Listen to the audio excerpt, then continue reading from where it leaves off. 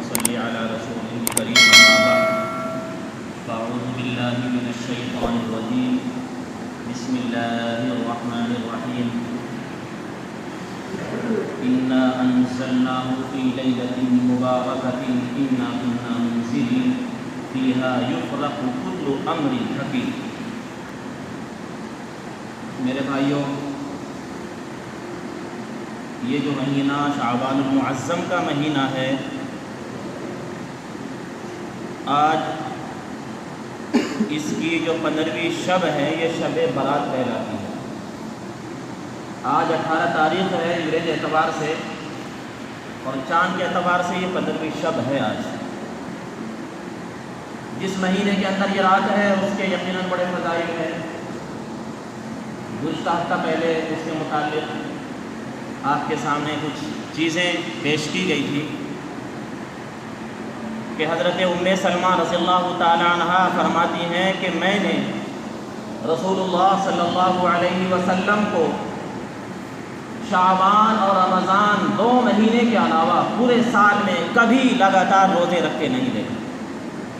یعنی رمضان کے مہینے کے روزے تو فرض ہیں ہی، اس سے پہلا جو مہینہ ہے شعبان کا مہینہ، آپ نے اس مہینے کے پورے مہینے کے روزے رکھے.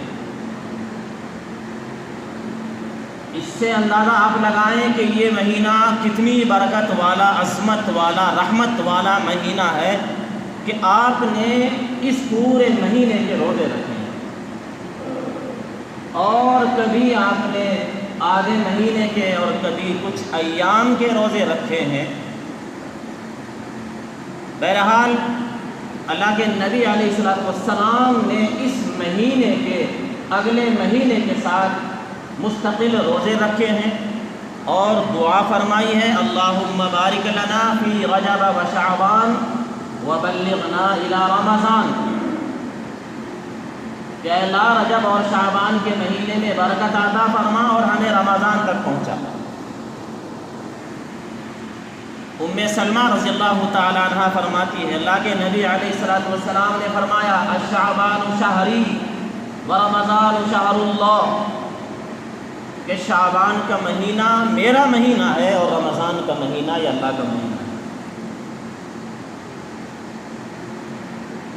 تو آج کی جو شب ہے جو شب برات کہلاتی ہے،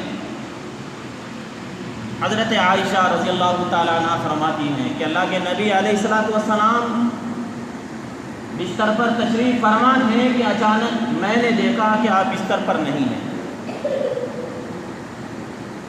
فوراً اٹھی، تلاش کرنے کے واسطے نکلی کہ اچانک، چونکہ آپ کی عادت یہ نہیں تھی عام طور پر، لیکن عادت کے خلاف جب بستر پر نہیں پایا تو آپ باہر نکلی.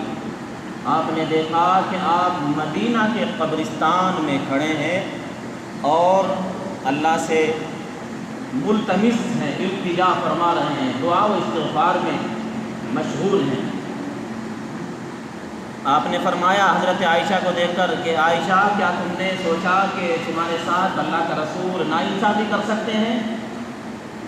کہ تمہیں معلوم نہیں ہے کہ آج 15ویں شب ہے شعبان کی؟ اس شعبان کی 15ویں شب میں اللہ تبارک و تعالی آسمان دنیا پر تشریف لے آتے ہیں اور اپنی رحمت خاصہ نازل فرماتے ہیں.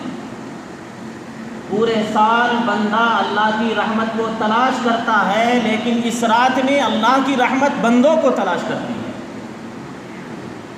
اور فرمایا کہ اس سال پورے سال میں پیدا ہونے والے بچوں کا نام لکھ دیا جاتا ہے. اس سال میں مرنے والوں کا نام درج کر دیا جاتا ہے. کس کس کی موت آئے گی پورے سال میں، کس کس کو کتنا رزق اللہ کی طرف سے عطا کیا جائے گا وہ متعین کر دیا جاتا ہے. اور اس رات میں تمہارے اعمال اللہ کے سامنے پیش ہوتے ہیں اور اس رات میں اللہ کی طرف سے اعلان ہوتا ہے کوئی رحمت کا طلبگار کہ اللہ تعالیٰ اسے اپنی رحمت خاصہ سے نواز دیں، ہے کوئی گناہوں کا طلبگار، گناہوں کا معافی چاہنے والا کہ اللہ تعالیٰ اس کے گناہوں کو معاف فرما دے. بہرحال مغرب کے بعد سے صبح کی فجر تک یہ اعلان اللہ کی طرف سے ہوتا رہتا ہے. اور یہ فرمایا کہ اس رات میں اللہ تبارک و تعالیٰ بنو کلب جو قبیلہ ہے، اس وقت میں ایک بڑا قبیلہ ہوا کرتا تھا اور ان کے یہاں بکریاں چرانے کا کام ہوتا تھا. فرمایا کہ بنو کلب جو قبیلہ ہے اس کے یہاں جو بکریاں ہیں ان کے جسموں پر جتنے بال ہیں اللہ رب العزت اس رات میں ان بالوں سے بھی زیادہ اپنے بندوں کو معاف فرماتے ہیں.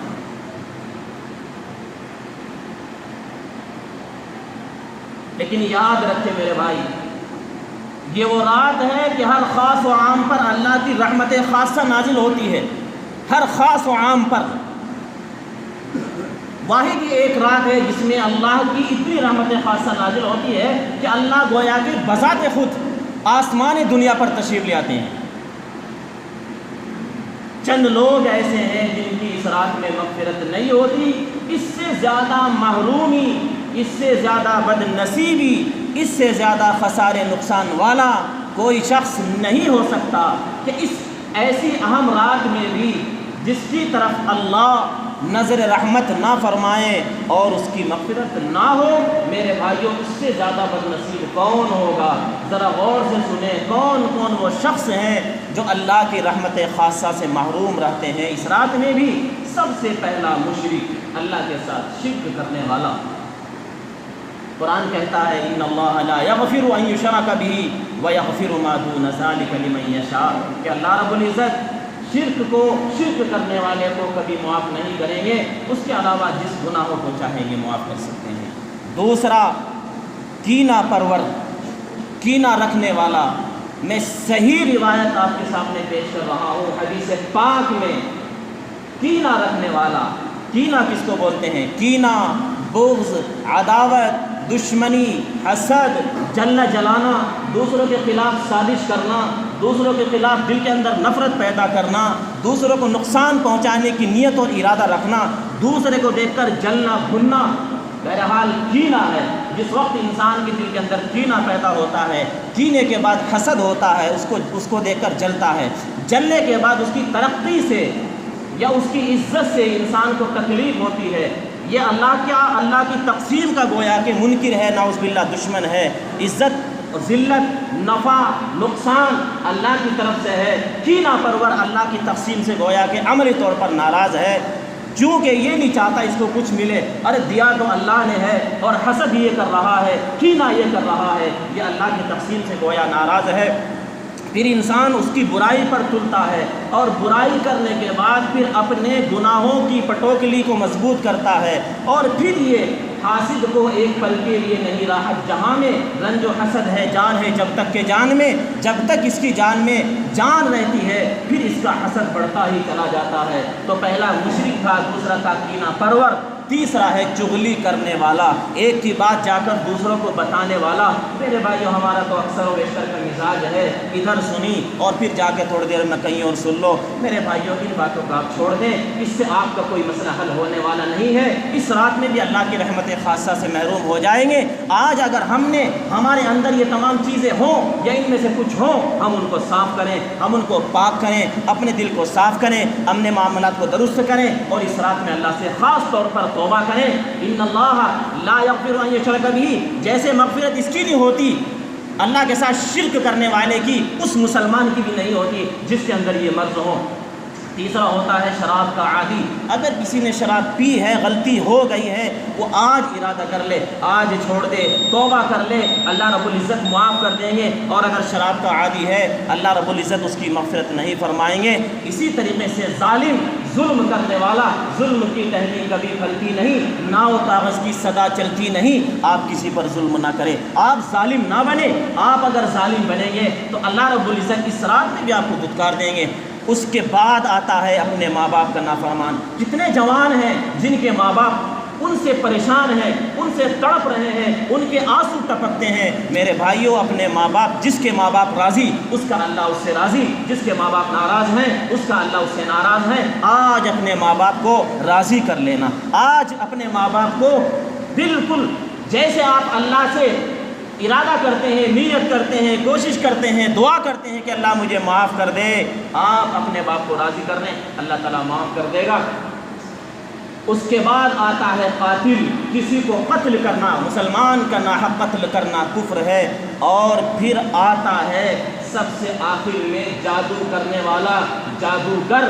میرے بھائیوں جن جن کے اندر یہ کمیاں ہوں ہم پکی سچی توبہ کر لیں، اپنے اللہ سے اپنا معاملہ درست کر لیں، پھر بات سنتے چلے کہ آج کی رات ہمیں کرنا کیا ہے۔ خاص طور پر 3 کام کی اہمیت ہے کہ ہم ایک تو رات میں جاگ کر تلاوت کریں، نوافل پڑھیں، تسبیحات کریں اور اللہ سے توبہ کریں، دعا کے اندر مشغول ہوں، جیسی دل کی بشاشت ہو، جتنا آپ آسانی کے ساتھ کر سکتے ہو اتنا آپ کر لیں، اعمال کو بدل کر جیسا بھی آپ بشاشت چاہتے ہیں اس طریقے سے کریں، اور اگر موقع ہو تو قبرستان میں جا کر احسان ثواب کریں۔ یاد رکھیں اللہ کے نبی علیہ السلام صرف ایک بار قبرستان میں تشریف لے گئے، ہر سال نہیں گئے، تو آپ بھی اگر ایک بار جا چکے تو اس سنت پہ عمل ہو چکا ہے، اور اگر آپ جانا چاہتے ہیں ہر سال تو جانے کی اجازت اور گنجائش ہے، لیکن مستقل تولیہ بنانا، باتیں کرتے ہوئے جانا اور دکھلاوا کرنا اور چراغا کرنا، لوگوں کو فون کر کے یہ جماعت بنا کر بلانا، ایک ڈرامہ بازی کرنا، یاد رکھیں یہ پھر بدعت ہو جاتا ہے، اور قبرستان میں جانے کو ضروری سمجھنا یہ بھی بدعت ہوتا ہے۔ اگر آپ کے دماغ کے اندر یہ کہ قبرستان میں جانا ضروری ہے، بھائی پھر قبرستان میں نہ جائیں، کیونکہ بھی یہ بدعت ہو جائے گا، اور کل بدعت ضلالہ، ہر بدعت گمراہی ہے، وکل ضلالۃ فی النار، اور ہر گمراہی انسان کو جہنم میں لے جانے والی ہے، پھر اس سنت سے بہتر ہے کہ آپ نہ جائیں چونکہ بدعت ہو جائے گا۔ اور پھر تیسرا کام ہے کہ کل کا روزہ آپ رکھ لیں، یہ روزہ رکھنا مستحب تو ہے لیکن واجب ضروری نہیں ہے، جو روزہ نہیں رکھے گا اس کو آپ تان و تشنیع نہیں کر سکتے، اس کو برا نہیں سمجھ سکتے، تو آدمی روزہ رکھے گا تو فبیہا بہت اچھے، اور نہیں رکھے گا تو کوئی حرج نہیں ہے۔ بہرحال اللہ نے آج ہمیں موقع دیا ہے، ہم جتنا بھی اس کی عبادت کر لیں اتنا کر لیں، آج ہمارے پاس موقع ہے، کل پھر موقع نہیں رہے گا تو افسوس کرنے سے، ہاتھ ملنے سے کوئی فائدہ نہیں ہے۔ اللہ تعالیٰ میری بھی اصلاح فرمائے، آپ تمام کی بھی اصلاح فرمائے، ہم کو عمل کی توفیق عطا فرمائے۔ بھائی جلسے کے متعلق آپ کو پچھلے ہفتے جو بات ہوئی تھی، ماشاءاللہ 27 تاریخ متعین ہوئی ہے، 27 مارچ، آنے والا جمعہ کے بعد بار اور اتوار کی شام کو ماشاءاللہ علماء کرام تشریف لا رہے ہیں، باہر سے 3 جگہوں سے علماء کرام تشریف لا رہے ہیں، اور بھی بہت سارے انشاءاللہ خاص و عام ایسے موقع پر۔ یہ بھی آپ کو معلوم ہے کہ 2 سال کے بعد یہ پروگرام جلسہ ہو رہا ہے، ایسے پروگرام جلسے ہوتے رہنے چاہیے، اس بہانے سے ہم سب مل کر جڑ کر بیٹھ جائیں، اور اللہ اس کے رسول کی باتیں تو ہم سنتے ہی ہیں، لیکن یہ ایک الگ موقع ہوتا ہے، ایک خوشی ہوتی ہے، تو بزرگ نہ جانے کس کی آمین اللہ کو پسند آ جائے، کس کی دعا کی برکت سے اللہ تعالی ہم تمام کو بخش دے۔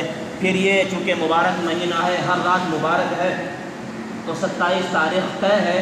ہمارے سامنے جو تقاضے ہیں، 3 تقاضے خاص طور سے ہوتے ہیں، ایک تو آج سے ہم دعوت دیں اپنے ساتھیوں کو، چونکہ جو آدمی جس کو دعوت دے گا اس کے کہنے سے اگر وہ آدمی آیا تو اس آدمی کو اپنا تو ثواب ملے گا، اس کا بھی اس کو ثواب ملے گا، اس کے ثواب میں سے کوئی کمی نہیں کی جائے گی۔ تو 27 تاریخ کی آپ اپنے اعتبار سے دعوت دیں، مغرب کے بعد انشاءاللہ یہ پروگرام شروع ہوگا۔ خاص طور پر جو مہمانان کرام آئیں گے ان کے ناشتے کا نظم بھی کرنا ہوتا ہے، باہر سے لوگ آتے ہیں، اور ان کے کھانے کا بھی نظم ہوتا ہے جو باہر سے علماء کرام تشریف لائیں گے۔ عام لوگ جو آئیں گے ان کے کھانے کا نظم آپ کریں نہ کریں آپ سوچ لینا، دیکھ لینا، مشورہ کر لینا، اگر عام لوگوں کے واسطے کھانے کا نظم ہو تو بہتر ہے، اگر نہیں بھی کر پائے تو کوئی حرج نہیں ہے، لیکن جو علماء کرام آئیں گے ان کے ناشتے کا اور کھانے کا نظم یہ کرنا ہوگا، تو آپ اپنے اعتبار سے مشورہ کر لیں، میٹنگ